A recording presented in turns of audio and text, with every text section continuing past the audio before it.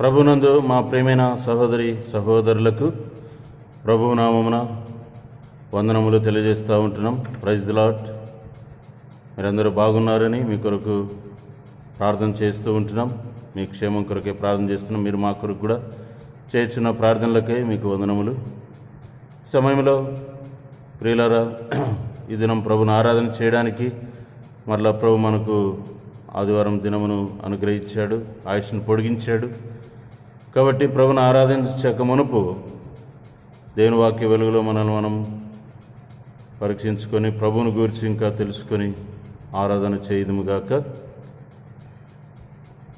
ప్రార్థనతో మనం ఈ ఆరాధన కార్యక్రమమును ప్రారంభం చేసుకుంటాం. ఆరాధన కొరకై ఇంట్లో ఉన్న వారిని, ఆయా పనులు చేసుకుంటున్న వారిని కూడా దయచేసి అందరినీ కూర్చోబెట్టండి. పిల్లలను, వృద్ధులను అందరినీ కూడా కలిసి ప్రభును ఆరాధన చేయండి. ఆ రీతిగా కూర్చోబెట్టమని మనవి చేస్తూ ఉంటున్నాం. ఆరాధన చేసుకుందాం. అందుకు మనం ప్రార్థన చేసుకుందాం. తలలు వంచండి, మోకరించండి. పరిశుద్ధులైన మా తండ్రి, కృపగలిగిన దేవ, నీతివంతుడైన దేవానికి వందనాలు చెల్లిస్తున్నాం. ప్రభువా, గత దినములన్నింటిలో కూడా కాపాడుతూ వచ్చారు. ఎంతోమంది గతించిపోయిన వారి కంటే మేము మంచివారం కాదు, కానీ ప్రభువా, మేము కేవలం నీ ఉచితమైన కృపను బట్టి నేను ఆరాధించుటకై చేరువచ్చాము నాయన. ప్రభువా, ఈ దినాన్ని బట్టి, ఈ సందర్భాన్ని బట్టి నీకు స్తోత్రములు. ఈ సమయంలో ప్రభువా, మిమ్మల్ని ప్రభువా ఆరాధించడానికి కావాల్సినటువంటి తలంపులు మా హృదయాలలో నింపండి. ప్రభువా, సహాయం చేయండి. ఆత్మతో సత్యముతో నేను ఆరాధించట కొరకై మీరు ఎంతైనా జ్ఞాపకం చేసుకునండి.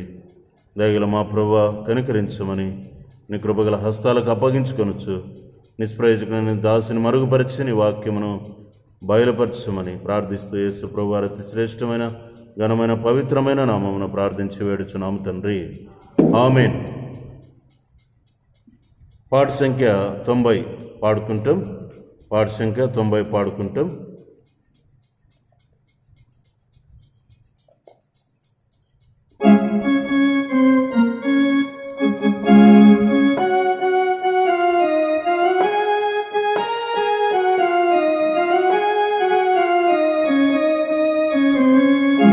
యెహోవా మహోన్నతుడా, మహిమయో నీదే.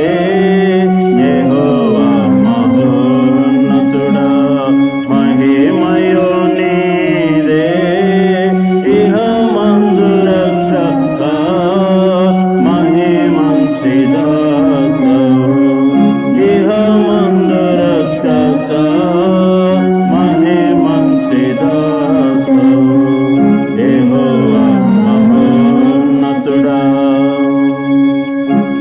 పాలకుడవు కారమందు ఏలుకావు ఎల్లరికి. పాలినాటి ప్రధానుండా సకల అధికారులకును. పాలకుడవు కారమందు ఏలుకావు ఎల్లరికి.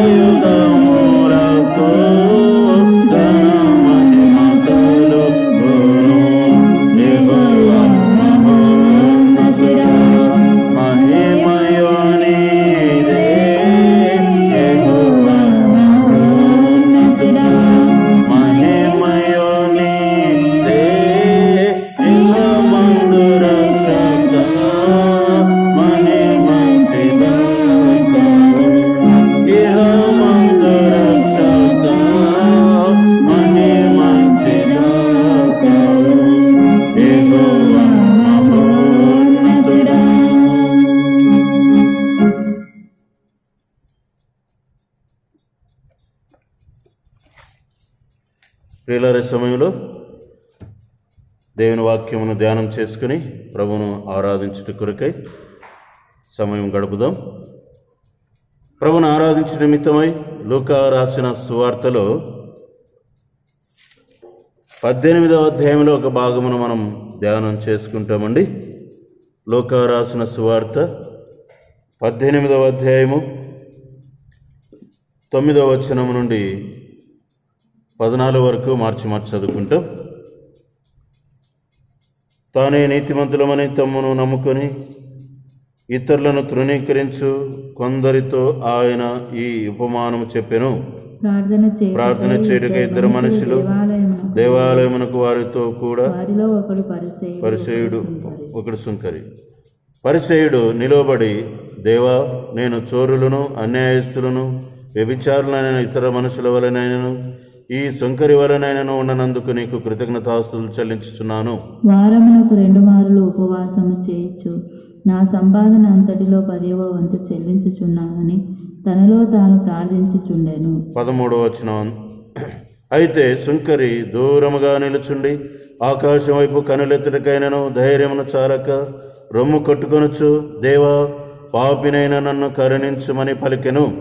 అతని కంటే ఇతడు నీతిమంతుడిగా తీర్చబడి తన ఇంటికి వెళ్ళనని మీతో చెబుతున్నాను. తను తాను హెచ్చించుకున్నవాడు తగ్గించబడుననియు, తను తాను తగ్గించుకున్నవాడు హెచ్చింపబడుననియు చెప్పెను. ప్రార్థన చేసుకుందాం. పరిశుద్ధులైన మా తండ్రి, చదివిన భాగంలో నుండి కొన్ని తలంపులు మీరు మాకు అనుగ్రహించిన ఆత్మతో సత్యంతో నేను ఆరాధించడం కొరకే కావలసిన నీ కృపను మెండుగా మా హృదయాలకు అనుగ్రహించండి. అయ్యా, మీ చేతులు మీ వైపు చూస్తూ ఉంటున్నాం, మా చేతులు నీ వైపు ఎత్తుతూ ఉంటున్నాం, మా హృదయం నీ వైపు ఎత్తుతూ ఉంటున్నాం. ప్రభువా, సహాయం చేయమని యేసుక్రీస్తు ప్రభువారి అతి శ్రేష్టమైన నామమున ప్రార్థించి వేడుచున్నాము తండ్రి, ఆమేన్. ప్రియులారా, సమయంలో చదువుకున్నటువంటి భాగంలో నుండి దేవుడు మనకు ఆరాధన కొరకైన తలంపులు మనకు అనుగ్రహించునుగాక. ఈ చదువుకున్నటువంటి భాగం మనకు పరిచయమైనటువంటిదే. ముఖ్యంగా మన యొక్క అంశం ఏమిటంటే, మన యొక్క ఆరాధన శరీరానుసారమైనదిగా ఉందా, ఆత్మానుసారమైనదిగా ఉన్నదా అన్నటువంటి అంశం. అలాగే మనము ప్రభువుని ఎరిగి చేసేటువంటి ఆరాధన శక్తివంతమైనదిగా ఉంటుంది అని ఈ యొక్క వర్తమానం ద్వారా మనం ఎరగగలము. కాబట్టి మనము ఆరాధించుతున్న సందర్భంలో శరీరానుసారముగా ఆరాధన చేయుచున్నామా, లేదా ఆత్మానుసారముగా ఆరాధన చేయుచున్నామా అన్నది పరీక్షించుకున్నట చాలా ప్రాముఖ్యం. అందునిమిత్తం దేవుడు ఈ లూకా రాసిన సువార్తలో 18వ అధ్యాయంలో 9వ వచనం నుండి మనకు ఈ విషయాన్ని తెలియజేస్తూ ఉంటున్నాడు. అంటే ఇక్కడ చదువుకున్నటువంటి ఈ యొక్క సందర్భం చాలా పరిచయమైనది. చాలా సందర్భాల్లో ప్రార్థనా కూటములలో ఈ భాగము ధ్యానం చేసుకుని ఉంటాం. నిజమే, ఈ భాగము ప్రార్థనకు సంబంధించినది కదా, మరి ఆరాధన కదా ఈ సమయంలో అని తలంపు రావచ్చు. ప్రియులారా, ఆరాధన మరియు ప్రార్థన రెండు కూడా భావగర్భితముగా ఉంటాయి. మనము ప్రభువుకు ప్రార్థన చేయుచున్నప్పుడు అంతరంగంలో భావగర్భితముగా ఆరాధన అనేది నిగూఢమై ఉంటుంది. అంటే మన అంతరంగంలో ప్రభు నిమిత్తమైనటువంటి ఆరాధన చేత హృదయమును నింపబడినప్పుడు మన ప్రార్థన కూడా ఆ విధానంలోనే ప్రభువుకు అర్పించబడుతుంది. లేక ప్రభువు నొద్ద నుండి ప్రార్థనను ఫలితం పొందుకోవడానికి ప్రార్థన చేసేవారంగా ఉంటాం. కాబట్టి హృదయంలో భావగర్భితమైనటువంటి ప్రభువును గురించినటువంటి గ్రహింపు అనేది మనలో లేకపోతే మన ఆరాధన కానీ మన ప్రార్థన కానీ అంత ఫలభరితమైనదిగా ఉండదు. అందునిమిత్తమే ఇక్కడ ప్రార్థన చేయుటకు వచ్చిరని ప్రభు చెబుతున్నప్పటికీ వీరి యొక్క హృదయములలో ఆరాధన విషయమైనటువంటి భావగర్భితమైనటువంటి భావజాలం ఇందులో కనబడతా ఉంది. అంటే వారు ప్రభువును గూర్చినటువంటి గ్రహింపు అనేది భావగర్భితముగా ఇందులో కనబడతా ఉంది. కాబట్టి ఈ సమయంలో మనం ప్రభువును ఆరాధన చేయటకు వచ్చినటువంటి మన జీవితంలో కూడా మన హృదయములలో ప్రభువును గూర్చినటువంటి గ్రహింపు మన హృదయంలో భావగర్భితముగా ఎంతగా దాగి ఉన్నది, లేదా ఏ విధానంలో ప్రభువును మనం గ్రహించి ఆరాధన చేస్తున్నాం, గ్రహించి ప్రభువును కొనియాడుతున్నాం, కీర్తిస్తున్నాం అన్నది మనం ఈ సమయంలో ధ్యానం చేసుకోవాలి. కాబట్టి ఈ ఇద్దరు వ్యక్తులను గురించి ప్రభు మనకు ప్రస్తావన తీసుకుని వచ్చాడు. కాబట్టి ప్రార్థన అంశమైన ప్రార్థన ప్లేస్లో ఆరాధన అని మనము ధ్యానం చేసుకుంటూ వస్తాం. భావగర్భితమైనటువంటి భావజాలాన్ని మనము బయటకు తీసి మన హృదయములకు కూడా అప్లై చేసుకొని అటు భావగర్భితమైనటువంటి భావజాలంతో ప్రభును మనం ఆరాధన చేయాలన్నది ప్రభు యొక్క ఉద్దేశ్యం. కాబట్టి ప్రియులారా, ఈ సమయంలో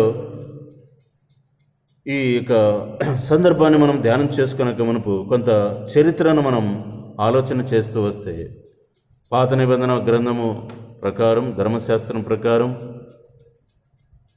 నిజంగా ఈ పరిసయ్యులు, సుంకరులు మరియు శాస్త్రులు, సద్దూకయ్యులు అన్నటువంటి వారు ఎవరినూ లేరు ఇజ్రాయేలీల్లో.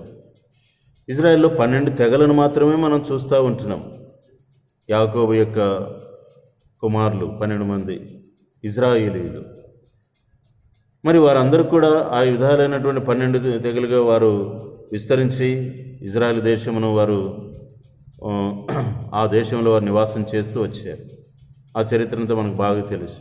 కానీ పరిసయ్యులు, సుంకర్లు, శాస్త్రులు ఇటువంటి వారు ఎలాగొచ్చారని ఆలోచన చేస్తూ వస్తే, యేసుక్రీస్తు ప్రభువారు భూమి మీద జన్మించక మునుపు 450 సంవత్సరాలకు మునుపు, అంటే జన్మిస్తాడనంగా బిఫోర్ క్రైస్ట్ 450 సంవత్సరాల కాలం అంతా కూడా అది చీకటి కాలం అని పిలువబడుతుంది. ఎందుకంటే ఆ దినములలో ఏ ప్రవక్త, ఏ ప్రవచనము అక్కడ లేదు. దేవుని యొక్క స్వరం ఆ దినములో ఉన్నటువంటి ప్రజలు వినలేదు. ఎజ్రా, నెహెమ్యా తర్వాత కాలంలో యూదులు, ఇజ్రాయేలీలు తిరిగి బబులోను నుండి వచ్చినప్పుడు, ఆ తదుపరి నెహెమ్యా తర్వాత కాలంలో దాదాపు 450 సంవత్సరాలకు మునుపు, క్రీస్తు పుట్టక మునుపు 400 సంవత్సరాల కాలం అది చీకటి కాలం అని చెబుతూ వస్తారు బైబిల్ పరిశోధనకారులు. ఆ దినంలో ఎటువంటి ప్రవచనము కానీ ప్రవక్తలు కానీ లేకపోవడం శోచనీయం. అంత మాత్రమే కాదు, దేవుని స్వరం ఆ దినములలో వినపడలేదు. అందుకే ఆ దినంలో ఉన్నటువంటి ప్రజలు వారి వారి ఆలోచన విధానమును చొప్పున నడుచుకుంటూ వచ్చేవారు. ఆ ప్రజల మధ్యలో కొన్ని తెగల వారు బయలుదేరుతూ వచ్చారు. వారిలో పరిసయ్యులు అనేటువంటి వారు, సుంకర్లు అనేటువంటి వారు, శాస్త్రులు అనేటువంటి వారు, సద్దూకయ్యులు అన్నటువంటి వారు, వీరు అటువంటి చీకటి కాలంలో బయలుదేరారు. కారణం ఏమిటంటే, పరిసయ్యులు అనేటువంటి వారు శరీర శుద్ధి మాత్రమే అపేక్షిస్తూ, వారు ప్రజల మధ్యలో ఘనతను ఆశించి సమాజంలో గౌరవంగా బ్రతకడానికి తీర్మానం చేసుకున్నటువంటి వారు. ఆ రీతిగా బయలుదేరినటువంటి తెగ పరిసయ్యులకు సంబంధించిన తెగ, ఒక నిష్ఠ సంబంధమైనటువంటి నిష్ఠతో కూడినటువంటి తెగ. రెండవ తెగ శాస్త్రులు. వీరు ప్రజలకు ధర్మశాస్త్రమును బోధించడానికి కంకణం కట్టుకున్నటువంటి వారు. ఆ రీతిగా వారి ధర్మశాస్త్రాన్ని బోధ చేస్తూ ప్రజలలో ఒక ఉన్నతమైన స్థానాన్ని ఆశించినటువంటి తెగ శాస్త్రులు. మూడవ తెగ సద్దూకయ్యులు. వీరు పునరుత్థానము లేదని ఆశించి సమాజంలో ఒక గౌరవప్రదముగా జీవించడానికి బయటకు వచ్చినటువంటి తెగ. నాలుగవ తెగ చూస్తే సుంకరులు. వీరు సమాజంలో తృణీకరించబడినటువంటి వారు, పాపులుగా పిలువబడేటువంటి వారు. వీరికి ఎటువంటి ధర్మశాస్త్ర సంబంధమైనటువంటి నియమాలు, నిబంధనలు వారికి వర్తించవని మిగిలిన వారు భావించేటువంటి వారు అని వారు పాపులుగా చలామణవుతూ వచ్చారు. ఈ రీతిగా వీరు మిశ్రిత జనాంగముగా ఉంటూ కూడా వచ్చారు. ఇటువంటి ఈ 4 విధాలైన తెగలు చీకటి కాలంలో బయలుదేరుతూ వచ్చినప్పుడు ఆ ప్రజల మధ్య ఉన్నటువంటి భేదాభిప్రాయములు, తారతమ్యములను గూర్చి ప్రభువైన దేవుడు ఇక్కడ ఈ భాగంలో నుండి మనకు వెల్లడిపరుస్తూ ఉంటున్నాడు. ఈ ఇద్దరు కూడా ధర్మశాస్త్ర సంబంధమైనటువంటి దినములకు సంబంధించినటువంటి వారే, అంటే బిఫోర్ క్రైస్ట్ సంబంధించినటువంటి వారే. అయినా క్రీస్తు వచ్చినప్పుడు క్రీస్తు ప్రభువారు వారిద్దరిని గూర్చినటువంటి ప్రస్తావన మన ముందుకు తీసుకుని వచ్చాడు. లూకా సువార్త 18వ అధ్యాయంలో 9 నుంచి మనం ఇందాక చదువుకుంటున్నటువంటి భాగం. అయితే ప్రియులారా, ఈ భాగం నుండి దేవుడు మనకి ఏం నేర్పించగోరుతూ ఉంటున్నాడు అంటే, మన ఆరాధన మొట్టమొదటిగా ఏ విధంగా ఉండాలి, ఏ విధంగా ఉంటే అది ఆరాధన అవుతుంది, ఏ విధంగా ఉంటే ఆరాధన అవ్వదు, లేక మనం ఆరాధన ఏ విధంగా ఉండాలని ప్రభు ఈ అంశం ద్వారా బోధిస్తున్నాడు అంటే, మన ఆరాధన మొట్టమొదటిగా క్రియా సంబంధమైనదిగా ఉండకుండా కృపకు సంబంధించినదిగా ఉండాలని ప్రభు బోధిస్తూ ఉన్నాడు. రెండవదిగా మన ఆరాధన ధర్మశాస్త్ర సంబంధమైనదిగా ఉండకుండా కృపకు సంబంధించినదిగా ఉండాలని ఆయన తెలియజేస్తూ ఉన్నాడు. మూడవదిగా మన ఆరాధన స్వనీతిని ఆధారం చేసుకొని ఉండకుండా మన ఆరాధన దైవనీతిని ఆధారం చేసుకొని ఉండాలని ఆయన తెలియజేస్తూ ఉన్నాడు. నాలుగవదిగా చూస్తే మన ఆరాధన మనుషులను గణపరిచేదిగా ఉండకుండా ప్రభువును గణపరిచేదిగా ఉండాలని తెలియజేస్తూ ఉన్నాడు. ఐదవదిగా మనం చూస్తే మన ఆరాధన శరీరానుసారముగా ఉండకుండా ఆత్మానుసారంగా ఉండాలని ఆయన మనకు తెలియజేస్తూ ఉన్నాడు. ఆరవదిగా మనం చూస్తే మన ఆరాధన మనుషుల మెప్పు కోరేదిగా ఉండకుండా దేవుని మెప్పు కోరేదిగా ఉండాలని ఆయన మనకు ఈ భాగం నుండి తెలియజేస్తూ ఉన్నాడు. ఏడవదిగా మనం చూస్తే మన ఆరాధన జ్ఞానయుక్తమైనదిగా అజ్ఞానయుక్తమైనదిగా ఉండకుండా, అజ్ఞానుసారంగా ఉండకుండా జ్ఞానయుక్తముగా ఉండాలని ఆయన మనకు తెలియజేస్తూ ఉన్నాడు. ఎనిమిదవదిగా మనం చూస్తే మన ఆరాధన గుడ్డిదిగా ఉండకుండా, అంటే గ్రహింపు లేనిదిగా, గురుడిదిగా ఉండకుండా మన ఆరాధన గ్రహింపు కలిగినదిగా, జ్ఞానవంతమైనదిగా ఉండాలని ఆయన ఈ భాగం నుండి 8 అంతలుగా మన ఆరాధన గురించి తెలియజేస్తూ ఉంటున్నాడు. మరి ఆ విధంగా ఆరాధన ఉండాలి అంటే మరి శాస్త్రులు పరిశీలన గురించి ఈ విషయాన్ని మనం తెలుసుకోవడం చాలా ప్రాముఖ్యం. ఈ సందర్భంలో పరిచయులు గూర్చి మరియు శాస్త్రుని గూర్చి శుంకర్ని గూర్చి మనం చదువుకునేటువంటి భాగంలో కొన్ని విషయాలు మనం నేర్చుకుంటూ వస్తాం. పరిచయుని ప్రార్థన ఏ విధంగా ఉందో ఆలోచన చేద్దాం. 18వ అధ్యాయము 10వ వచనాన్ని జ్ఞాపకం చేసుకుంటాం. ప్రార్థన చేయుటకై ఇద్దరు మనుషులు దేవాలయమునకు వెళ్ళిరి. వారిలో ఒకడు పరిసయుడు, ఒకడు సుంకరి. పరిసయుడు నిలువబడి దేవా నేను చోరులను, అన్యాయస్తులను, వ్యభిచారులునైన ఇతర మనుషుల వలనైనను ఈ సుంకరి వలనైనను ఉండనందుకు నీకు కృతజ్ఞతాస్తుతులు చెల్లించుచున్నాను. వారమునకు 2 మారులు ఉపవాసము చేయొచ్చు, నా సంపాదన అంతటిలో 10వ వంతు చెల్లించుచున్నానని తనలో తాను ప్రార్థించుచుండెను. చాలు. ఇక్కడ పరిచయుని యొక్క భావజాలం ఇక్కడ స్పష్టంగా కనబడతా ఉంది. ఇదివరకు మనం చెప్పుకుంటూ వచ్చినట్లుగా పరిచయులైనటువంటి ఈ తెగవారు సమాజంలో గౌరవప్రదంగా బ్రతకడానికి, తమ శరీర శుద్ధి కలిగినటువంటి వారై ప్రవర్తించడానికి వారు బయలుదేరినటువంటి తెగ. ఆ పరిచయులైనటువంటి వారు ఎంత నిష్ఠగా నియమ నిబంధనలను, ధర్మశాస్త్రమును ఎంతగా పాటిస్తూ వస్తారు అంటే నిజంగా అది వారి యొక్క స్వనీతి సంబంధమైనది. వారు చేసేది మంచిదిగా భావిస్తారు, ఇతరులు చేసేది తప్పుగా పరిగణిస్తారు. మార్క్స్ వార్త 7వ అధ్యాయంలో మనం చూస్తూ వచ్చినప్పుడు వారు చేసేటువంటి క్రియలు, వారు శరీర శుద్ధి, శరీర సంబంధమైనటువంటి నీతి, ఆ విధమైనటువంటి పవిత్రత అనే దాన్ని వారు అపేక్షిస్తూ వస్తారు. కాబట్టి ప్రియులారా, ఇటు శరీర సంబంధమైనటువంటి పరిచయుని యొక్క ప్రార్థనలో చూస్తూ వస్తే అతని భావజాలాన్ని, భావమును మనం ఆలోచన చేస్తూ వస్తే అది నిజమే ప్రార్థన చేయడానికి వచ్చాడు, అది నిజమే ఆరాధన చేయడానికి వచ్చాడు అనుకుందాం. అయితే అతడు ఆరాధన చేస్తున్నటువంటి పరిస్థితిని లేదా ప్రార్థిస్తున్నటువంటి పరిస్థితిని, హృదయంలో అతని భావజాలాన్ని చూస్తూ వస్తే ముఖ్యంగా అది స్వనీతి సంబంధమైనదిగా కనబడుతూ ఉంది. అలాగే తన స్వశక్తిని ఆధారం చేసుకున్నట్లుగా కనబడుతూ ఉంది. అలాగే స్వలాభమును బట్టి అపేక్షిస్తున్నట్లుగా ఇక్కడ కనబడుతూ ఉంది. అలాగే సొంత శ్రద్ధతో తాను చేస్తున్నట్లుగా ఈ భాగంలో మనకు కనబడుతూ ఉంది. అలాగే స్వప్రయోజనమును ఆశించి, అంటే తనకు గౌరవము ఘనత ఆశించి చేస్తున్నట్లుగా కనబడుతూ ఉంది. అంతా కూడా స్వ అనేది నా అనే మాట ఇక్కడ కనబడుతూ ఉంది. దేవుడు ఇటు ప్రార్థన కానీ ఇటు ఆరాధన కానీ ఎంతమాత్రం లక్ష్యం చేయలేడు. నిజంగా చూస్తే పర్షనిక భావజాలం అంతా కూడా తానే ఏదో చేయగలుగుతున్నానని, స్వశక్తి ద్వారా సొంతంగా చేయగలుగుతున్నానని అతిశయిస్తూ ఉన్నట్లుగా కనబడుతూ ఉంది. తనపైన దేవుడు అన్నవాడు ఒక ఆయన ఉన్నాడు అన్నటువంటి భావజాలం కూడా అతనిలో ఎంతమాత్రం కనబడడం లేదు. అతని పైన అతిశయిస్తున్నట్లుగా కనబడుతూ ఉంది.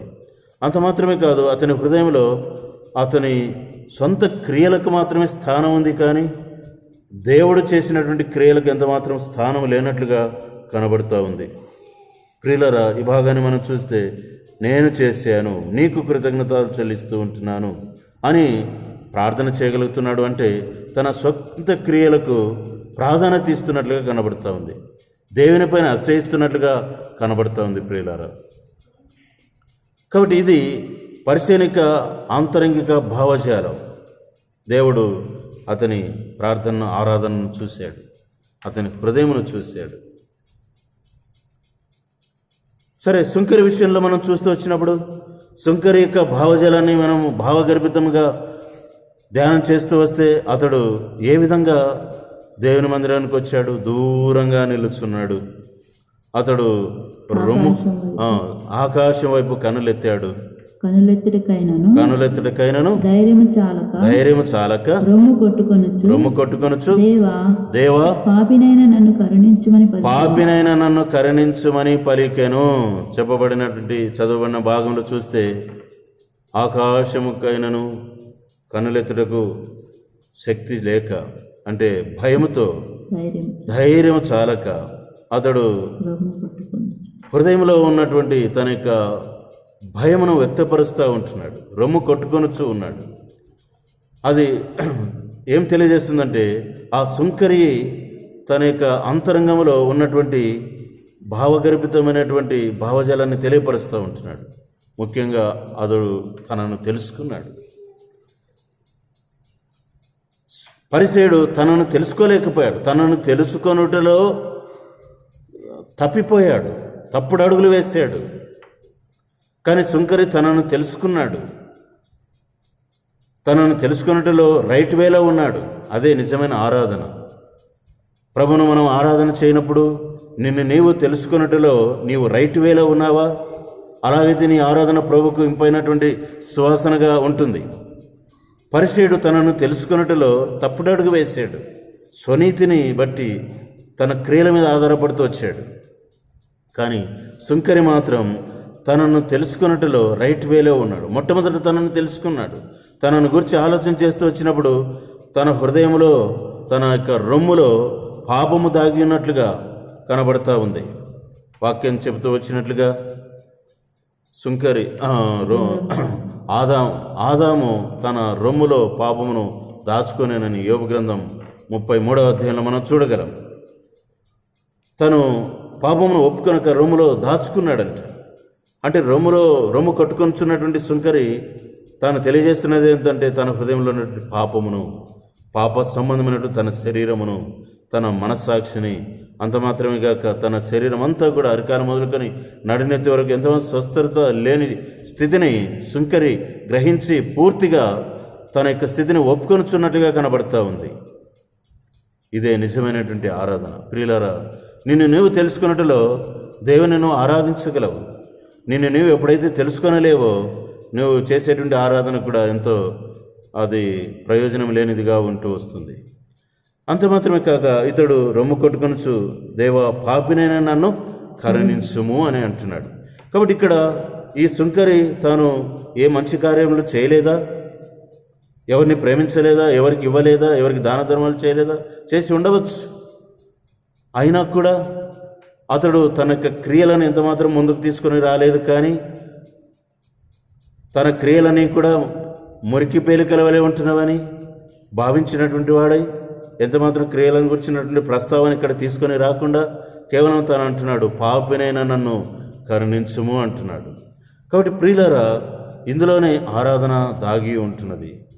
హృదయము దీనమైనప్పుడు, హృదయంలో మన యొక్క స్థితిని మనం అర్థం చేసుకున్నప్పుడు, మనకు పాపము యొక్క భయంకరమైన వికృత రూపమును మనం గుర్తు తెచ్చుకున్నప్పుడు నిజంగా మన హృదయంలో నుండి జీవధారలు బయలుదేరి ప్రభువును ఘనపరిచేవిగా ఉంటాయి.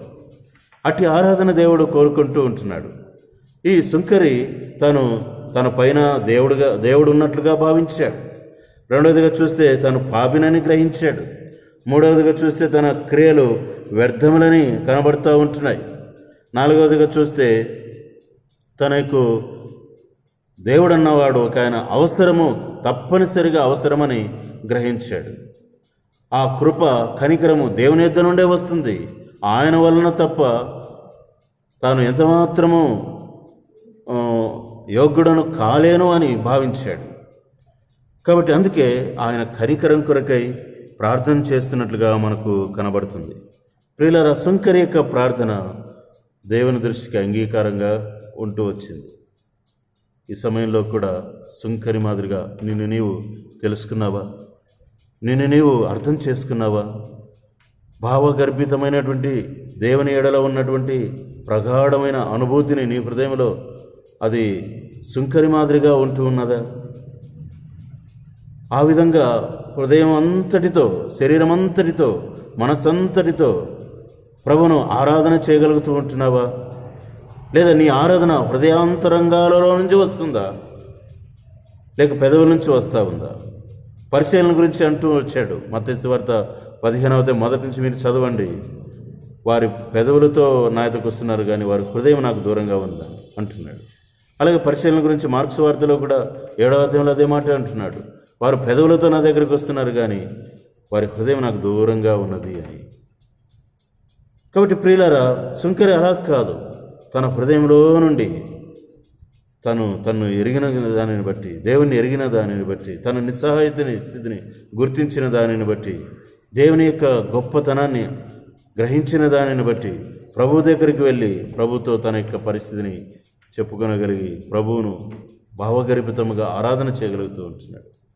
కాబట్టి ప్రియులరా, సుంకరి పరిసేని యొక్క వారి యొక్క ఇరువురి యొక్క జీవితముల ద్వారా మనతో మాట్లాడుతున్నటువంటి దేవుడు నీ ఆరాధన ఎలాగుంది అని ప్రశ్నిస్తూ ఉంటున్నాడు.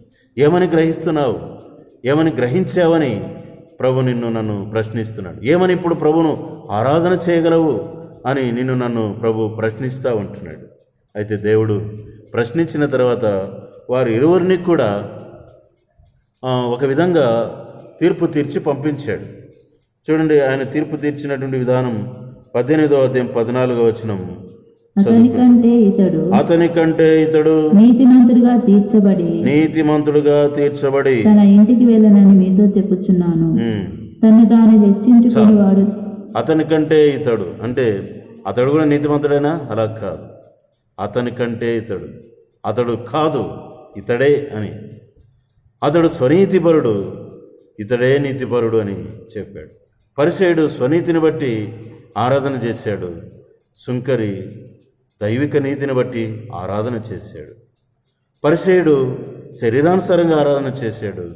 సుంకరి ఆత్మానుసారంగా ఆరాధన చేశాడు అని.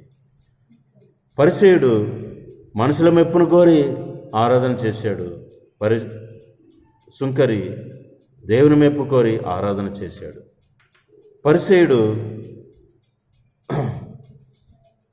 మనుషుల యొక్క గొప్పతనాన్ని, మనుషుల యొక్క ఘనతను ఆశించి ఆరాధన చేశాడు. కానీ సుంకరి దేవుని ఘనతను కోరి, దేవుని ఘనపరచుకోరి ఆరాధన చేశాడు అని మనము గ్రహించాలి. ఈ సమయంలో ప్రభు ఏమంటున్నాడంటే, అతని కంటే ఇతడు నీతిమంతుడుగా తీర్చబడి ఇంటికి వెళ్ళెను. నీతిమంతుడుగా తీర్చేటువంటి అధికారం దేవునికే ఉంది. ఈ భాగాన్ని మనం చూస్తూ వస్తే 2 కోణాల్లో దీన్ని మనం ధ్యానం చేసుకోవాలి. మొట్టమొదటిగా ధర్మశాస్త్రము, కృప. రెండవదిగా చిన్న కుమారుడు, పెద్ద కుమారుడు. ఇక్కడ చూస్తే పరిసేయుడు ధర్మశాస్త్ర సంబంధంగా కనబడుతూ ఉంటున్నాడు. సుంకరి కృపకు సంబంధంగా కనబడుతూ ఉంటున్నాడు. అలాగే పరిసేయుడు పెద్ద కుమారునికి సంబంధంగా కనబడుతున్నాడు. సుంకరి చిన్న కుమారునికి సంబంధంగా కనబడుతూ ఉంటున్నాడు. అంటే ఈ ఇరువురు కూడా దేవుని వలన తీర్పు తీర్చబడినటువంటి వారే. కాబట్టి ధర్మశాస్త్ర సంబంధంగా ఏ వ్యక్తి కూడా నీతిమంతుడుగా తీర్చబడాడు. ధర్మశాస్త్ర సంబంధమైనటువంటి క్రియలను ఎవరైతే అనుసరించి నడుచుకుంటారో వారు మాత్రమే నీతిమంతులుగా తీర్చబడతారు. రోమిలకు రాసిన పత్రిక 2:13 మీరు చదువుకుంటే, ధర్మశాస్త్ర సంబంధమైన వినువారు ధర్మశాస్త్రమును వినువారు దేవుని దృష్టికి నీతిమంతులు కారు గాని ధర్మశాస్త్రమును అనుసరించి ప్రవర్తించు వారే నీతిమంతులుగా ఎంచబడతారు. కాబట్టి ధర్మశాస్త్రమును అనుసరించి వారే నీతిమంతులుగా తీర్చబడతారు. వినేవారు లేక చదివేవారు కాదు, అనుసరించేవారు. ఆ విధంగా ధర్మశాస్త్రం అనుసరించడం ఇంతవరకు ఎవరి వల్ల కాలేదు, యేసుప్రభువారి ద్వారా తప్ప. యేసుప్రభువారు మాత్రమే ధర్మశాస్త్రం నెరవేర్చాడు. కాబట్టి పరిసయ్యుడు ధర్మశాస్త్రం మూలముగా తన క్రియలను బట్టి నీతులను తీర్చబరచగోరి ఫెయిల్ అయిపోయాడు. కానీ సుంకరి కృపకు కొరకై వేడుకొని పాపినైనా నన్ను కరుణించమని ప్రార్థన చేసిన దాన్ని బట్టి అతడు నీతిమంతుడిగా మార్చబడుతూ వచ్చాడు. అలాగే చిన్న కుమారుడు తన తప్పిదమ్మను తెలుసుకొని తన పాపినైనా గ్రహించి, నీ పని వాళ్ళలో ఒకనిగా ఉన్నట్టుకైనాను నేను యోగ్యుడను కాను అని తను తగ్గించుకున్నాను. నేను నీకును పరలోకమునకు విరోధంగా పాపం చేసిన తాను తగ్గించుకుని దానిని బట్టి చిన్న కుమారుడు ఎలాగైతే అంగీకరించబడ్డాడో అలాగే ఈ సుంకరి అంగీకరించబడినట్లు మనం చూడగలం. పెద్ద కుమారుడు ఎలాగైతే అలిగి వెళ్ళిపోయాడో తన శరీర క్రియలను బట్టి పరిసయ్యుడు కూడా తన క్రియల వలన ఫెయిల్ అయిపోయినట్లుగా కనబడుతూ ఉంది. కాబట్టి ఈ సమయంలో ఆరాధనకు వచ్చిన మనము నీ క్రియలను బట్టి నువ్వు ఆరాధన చేయగలుగుతున్నావా? నీ శరీర స్వభావాన్ని బట్టి ఆరాధన చేయగలుగుతున్నావా? ఎంత మాత్రము కాదు. అలాగైతే నీ ఆరాధన దేవునికి అంగీకారంగా ఉండదు. అయితే ఈ సమయంలో దేవుడు మనల్ని నీతిమంతులుగా తీర్చాడు, ఉచితముగా నీతిమంతులుగా తీర్చాడు. ఆ విధంగా నీతిమంతులుగా తీర్చడానికి ప్రభు చేసినటువంటి శిలువ కార్యం బహు ఆరాధనీయమైనది. కాబట్టి ప్రియులరా, ఈ సుంకరి నుంచి మనం నేర్చుకుంటున్నది ఏంటంటే, దేవుడు కనికరం కలిగినవాడు, ఆయన కృప కలిగినటువంటి వాడు, ఆయన వాత్సల్యత కలిగినటువంటి వాడు, ఆయన సామర్థ్యం కలిగినటువంటి వాడు. ఆయన చెంతనే నేను పడిపోతానని చెప్పేసి, దేవా పాపినైనా నన్ను కరుణించమని ప్రభు యొక్క ఒడిలో పడిపోయినట్లుగానే మనం కూడా ఆయన చెంతకు చేరి వస్తూ ఉంటున్నాం. దేవుడు కనికరం కలిగినవాడు కనుక మన అందరినీ కనికరించి ఆయన కుమారుడైన యేసు ప్రభువుని భూమి మీదకి పంపించి, ఆయన కుమారుడైన యేసుక్రీస్తు ప్రభువుని శిలువలో మరణమునకు అప్పగించడం ద్వారా, ఆయన మరణించి సమార్చబడి తిరిగి లేచడం ద్వారా ఆయన రక్తం మూలముగా అనేకులు నీతిమంతులుగా మార్చబడుటకు కారణమైనది. అందుకే రోమిలకు రాసిన పత్రిక 4:25 చూస్తే, మన అపరాధం నిమిత్తమై ఆయన అప్పగించబడి మనం నీతిమంతులంగా తీర్చబడి నిమిత్తం ఆయన తిరిగి లేపబడెను. అలాగే రోమిలకు రాసిన పత్రిక 5:1 చదవండి.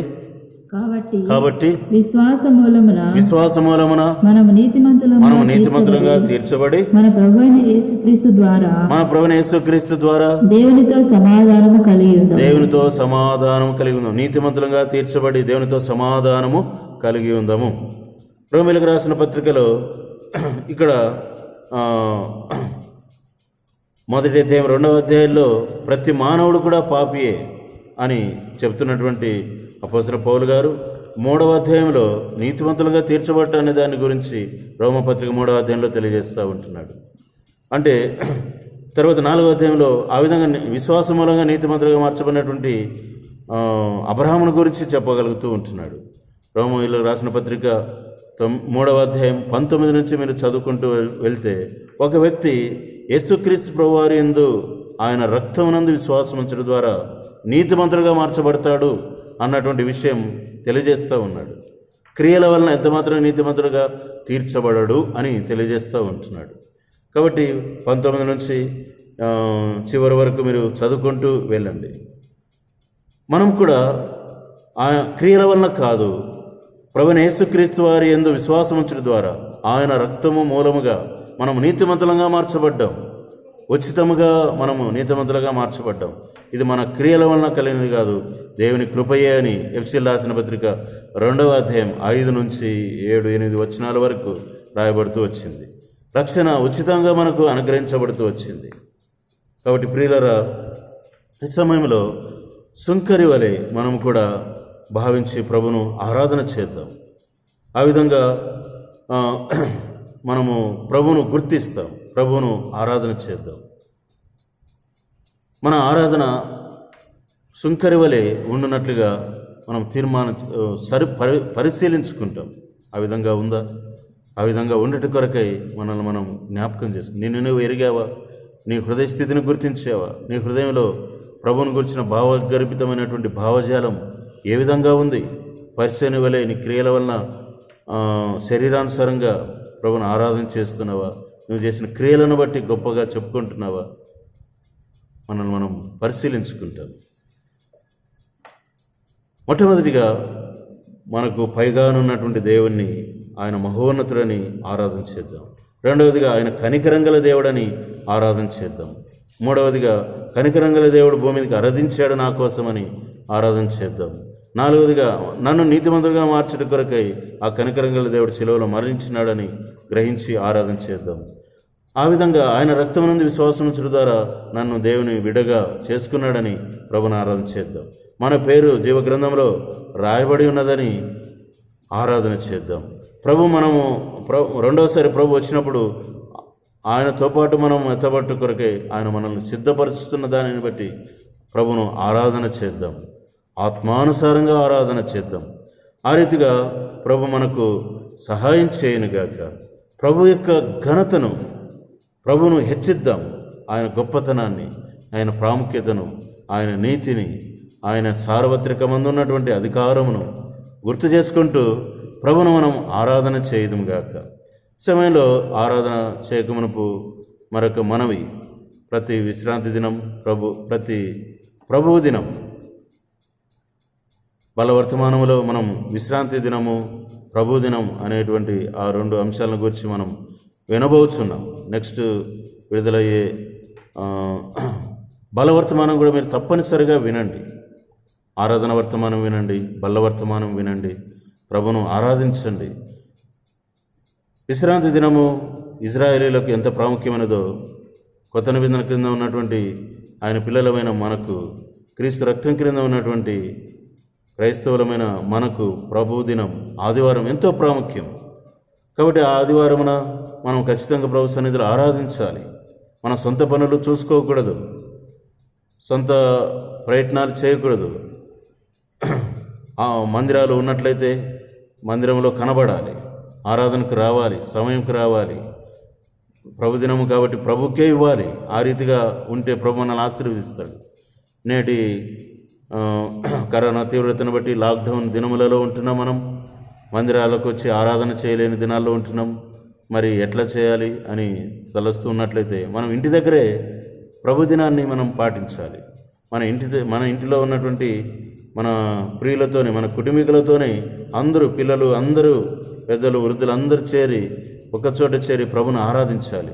వాక్యం వినాలి, ఆరాధన చేయాలి. మనం మందిరానికి పోలేకపోతున్నాం కదా అని చెప్పేసి, ఇంటి దగ్గర ఉంటున్నాం కదా అని చెప్పేసి ఆదివారాన్ని మర్చిపోయి ఆ ఆదివారం కూడా సొంత పనులు చూసుకుంటూ వ్యాపారాలు చేసుకుంటూ ఉండడం మనకు ఆశీర్వాదం కాదు. కాబట్టి ప్రియులారా, మీరు మీ ఇళ్లలో ప్రతి ఆదివారమున ఈ లాక్డౌన్ ముగిసేంత వరకు మనం తిరిగి సమాజంలో చర్చిలో చేరి వచ్చేంత వరకు కూడా మీరు మీ ఇళ్లలో ఆరాధన చేస్తురండి, కుటుంబములుగా చేరిరండి, ప్రభుని ఆరాధించండి. రెండవదిగా బలవర్తమానం కూడా వినండి. ఆ రీతిగా సరిచేసుకుంటూ రండి. మీ ఇండ్లలోనే ఆరాధన చేయడం, ఇండ్లలోనే దేవుని వాక్యం వినడం అభ్యాసం చేసుకునండి. మర్చిపోకండి.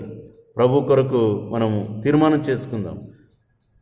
ప్రభు దినం ఇవ్వాల్సినటువంటి ప్రాధాన్యత ఏంటి, ప్రాముఖ్యత ఏంటి అన్నటువంటి విషయం మనము బలవర్తమానం ద్వారా మనం వింటాం. ఖచ్చితంగా మీరు బలవర్తమానం కూడా వినండి. ప్రతిదినం కూడా బలవర్తమానం, ఆరాధన వర్తమానం వినండి. సమయం వ్యర్థం చేయకండి. ప్రభు దినాన్ని పాటించండి. మీ ఇళ్లలోని